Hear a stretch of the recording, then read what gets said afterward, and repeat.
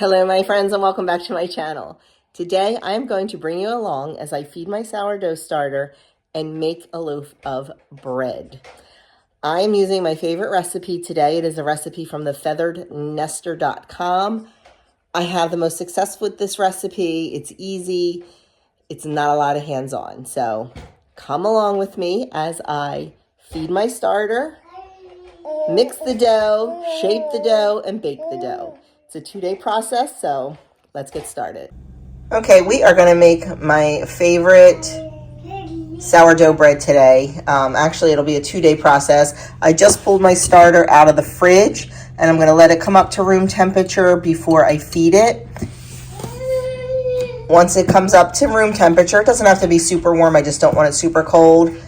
We'll get this fed, and then tonight, after dinner, we'll get it mixed and finish it off tomorrow.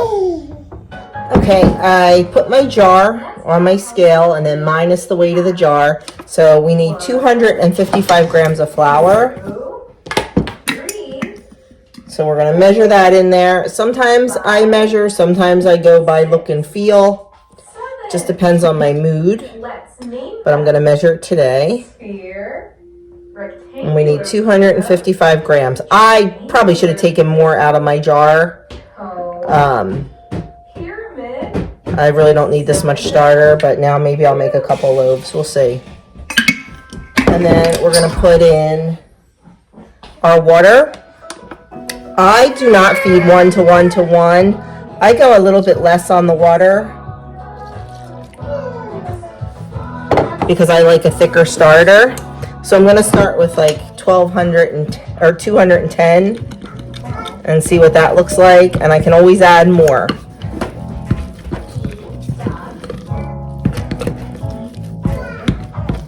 Yes, I know I need to clean my jar.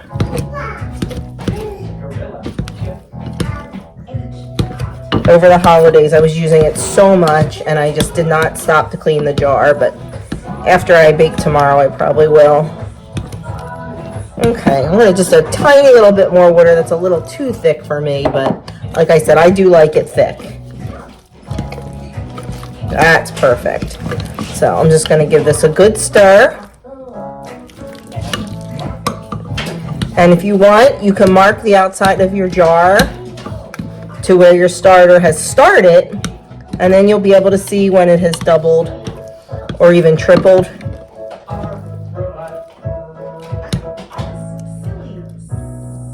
I just kind of flatten it out, and then I'll be able to tell when it's ready to use, which should be in a couple hours by tonight. And then tonight, after supper, we will mix up our bread. My starter's right about there. You know what, I'll put a line on it so I can show you guys. But we'll be back tonight to mix up our bread. Okay, so I said I would show you. So here is where it was when we fed it.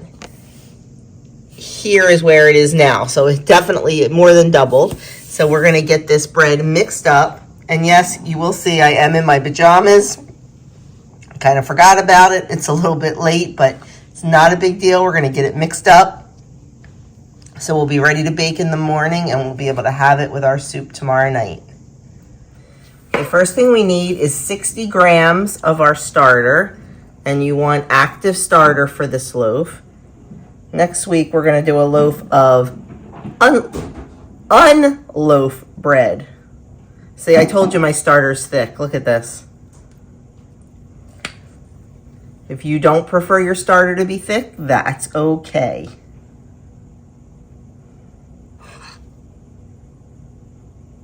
Close enough.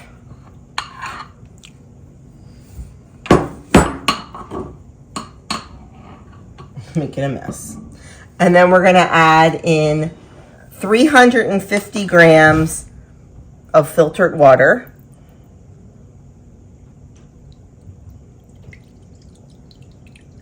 So this recipe that I used is from a website, The Feathered Nester.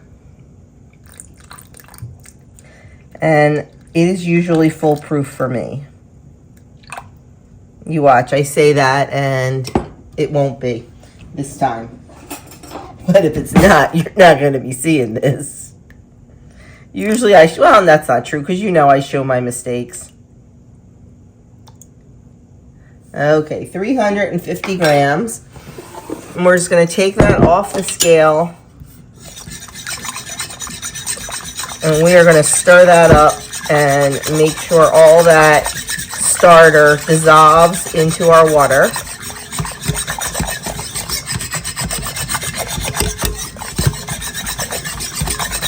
Okay, looking good. Back on our scale. Tar it out. Tear. What is it? Tear. I do that every time, don't I? My cameraman, you know. And then we're going to go 500 grams of all-purpose flour. So my project for February is going to be sourdough with fresh milled flour. I'm going to start taking a small bit of my starter and then converting that over and feeding it with fresh milled. And then start baking the sourdough with the fresh milled. I've been watching videos and all that, so. Then we are going to get in here and just mix this until it's a shaggy dough. Once I get it almost all mixed, we're going to put about 1.5 teaspoons, 9 grams of salt in. And then I like to get in here with my hands and finish it off.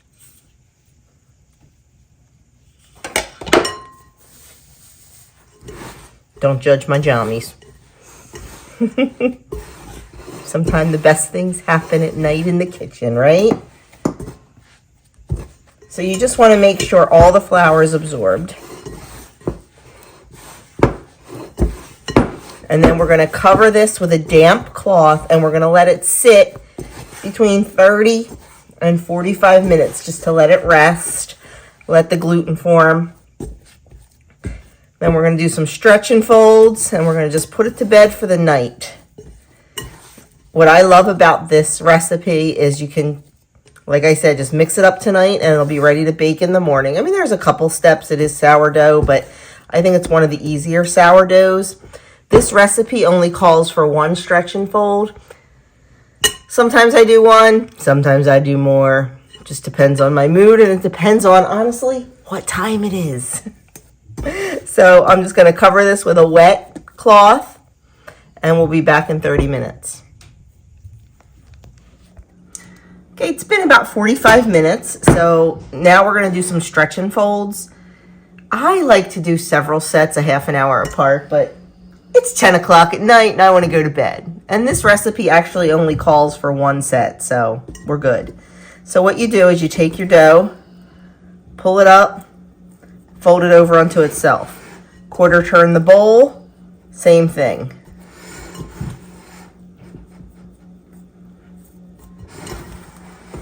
And this is just developing the gluten, it's smoothing it out. You really only have to do 4, but since I'm only doing 1 set of stretch and folds, I'm gonna just do a couple more until it looks smooth. And you can see the first time I did it, I was able to really pull that dough up, and now not so much. That looks good.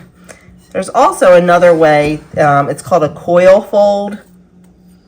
I haven't been able to master that. Look it up. So there we go. There's our dough. I am going to now cover, wet your hand like I did. When I washed my hands, I didn't dry them, because then it doesn't stick as much. So there's our dough. I am going to cover this dough with saran wrap, plastic wrap, just so the top does not dry out. And then I'm going to put it, this recipe does not call for bulk fermenting it in the refrigerator overnight. A lot of recipes do. This one does not. So what I like to do is I just put it in my oven. Sometimes if it's super duper cold, I put the light on. Last time I put the light on, it actually over fermented. So I used my infrared, I'm having a hard time here. I used my infrared thermometer and checked. And the inside of my oven, not on, is 71.5 degrees. 71.4 or something like that. So I'm just going to pop this in the oven. No light on, no oven on. And we're going to let it bulk rise overnight. And let me show you my little trick for not forgetting it's in there and turning the oven on to preheat. It's not a trick, it's a sticky dough. And I have a double oven. I have an upper oven and a lower oven. It's in the lower oven. So I take my sticky and put it completely over the controls for the lower oven. That way, if somebody goes to turn the oven on, they can't. And why do I do this? Yeah, that's why. Because I have turned the oven on when there's been dough in there. So that's what we do. So now tomorrow morning, we will check our dough. We will start to shape it. We will let it proof again, and then we will bake it. Good night, friends. We'll see you in the morning. Good morning. Okay, this sat overnight. It's not looking that great. Usually it's a lot puffier than this. So I'm slightly concerned. Slightly. We're going to flour the countertop a little bit. And we're going to take this out of the bowl and do some more stretch and folds. I mean, it definitely rose, but it's usually puffier. So I'm not sure what's going on with that.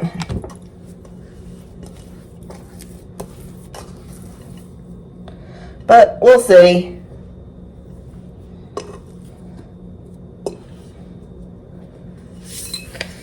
So we are just going to do some more stretch and folds to kind of shape it.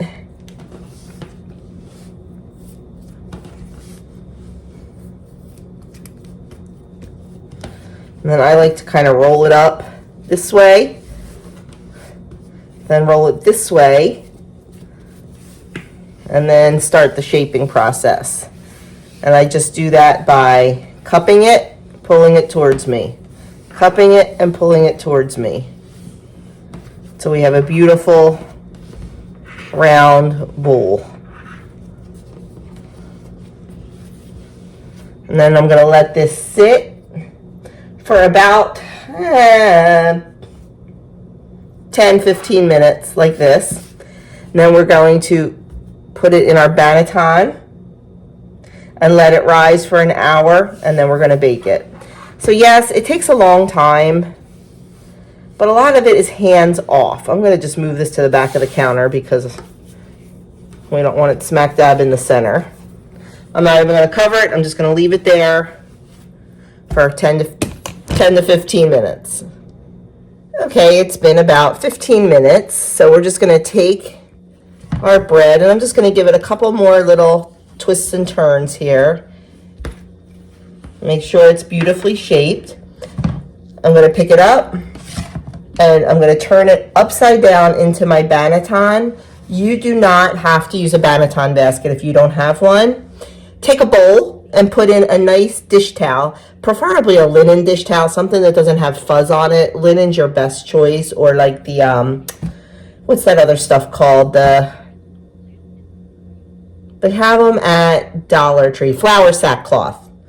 And then just pinch the bottom and make sure it's not coming open anywhere. Now, you can do this little thing, I forget what it's called, like where you scissor the dough. I never do that, but you can, and that just helps. I forget what they call it. I'm very, very laid back with my sourdough. I really am. So then we're just going to cover this. And we're going to let it rise for about an hour, 45 minutes to an hour, right on the counter. And then we're going to bake it. Okay, this has been in there for an hour, so I'm just going to turn it out and just give it another little shape, just to make sure it's looking good.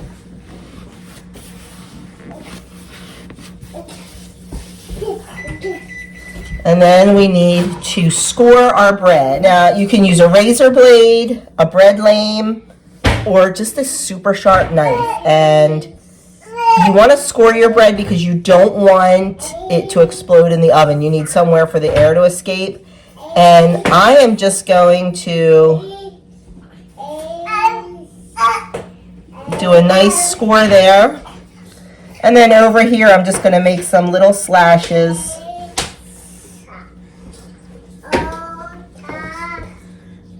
I do not get fancy with my scoring at all. There are some beautiful ones out there. I'm just not good at it. So I don't get into all that. And then I'm just going to put this on a piece of parchment. I should have put it on there before I scored it, but I didn't. And then this recipe calls for it to go into a cold Dutch oven, not a heated Dutch oven. I put rice on the bottom to keep the bottom from burning. And then just put this right in. I make sure that my parchment paper is not into the bread anywhere. Put the lid on. We're going to bake it at 450 for 30 minutes. Then we're going to take the lid off and bake it for another like 15. I temp it and make sure the inside temperature is 205. So let's get this in the oven. Okay, it has been 30 minutes, so I'm going to take off the lid, put it back in for another 15 to 20. Here is our loaf directly out of the oven.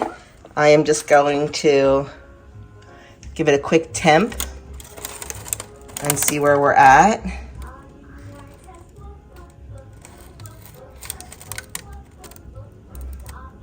Okay, it is not coming up to temperature.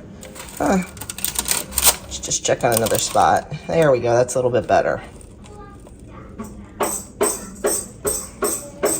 I just like to make sure it's completely done on the inside. And I try to put my thermometer like right at a seam or somewhere where you're not going to see it. Yep, as long as you're between 195 and 205, you're good. I'm not sure about that first one, why that wasn't up to temp. Oh, it is now. Okay. So I am just going to put this on a cooling rack. And as much as you want to jump into it and cut it immediately, don't. It will lose moisture. You want to wait until it is completely cooled.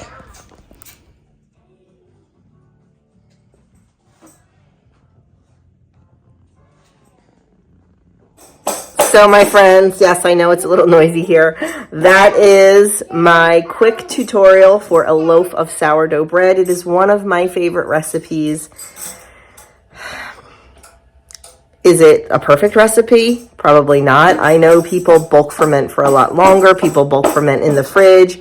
This is the one that works for me. There are literally thousands of different recipes out there, and what I would recommend to you is just keep trying recipes until you find one that A, fits into your life, fits into your schedule, and B, that you like and that you have consistent success with.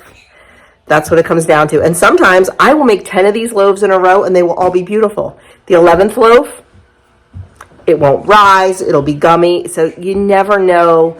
When working with wild-caught yeast, sometimes you just don't know what happens or what goes wrong. You just have to keep trying. So that is it. I hope you enjoyed this. Let me know down in the comments if you use sourdough, if you want to get into sourdough, if you're like, forget it, way too much work.